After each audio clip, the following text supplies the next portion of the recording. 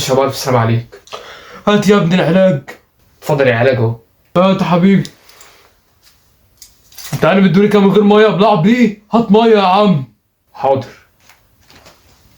اتفضل يا بابا. هات يا ابني.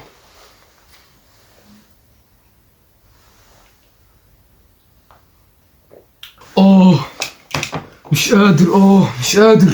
معلش يا بابا ان شاء الله ده ويظبط.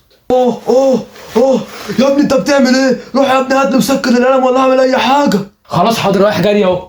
لا حول ولا قوه الا بالله. في بس الدواء ده فين بس؟ هو فين ده؟ كان بيسكن القلم ده ولا ايه؟ ولا خلص ولا ايه؟ يا رب يا رب اشفي ابويا يا رب. يا رب انا محتاج مساعده يا رب. هيروح مني يا رب.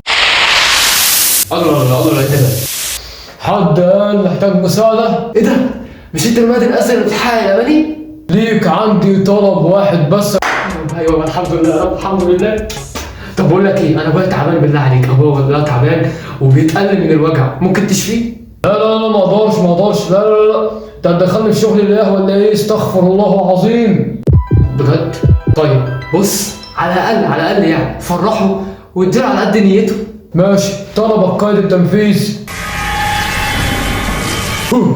تمام، كله تمام. قشطة عليك يا مارد. ايه ده؟ فين ابويا؟ بقول لك ايه، انا رحت ما لقيتش ابويا. هو في فرخه، الفرخه دي بتاعت مين؟ هو انت اللي حاططها له؟ ده ابوك هو الفخر يا ناصح. ايه؟ مش انت اللي قلت لي اديله على قد نيته؟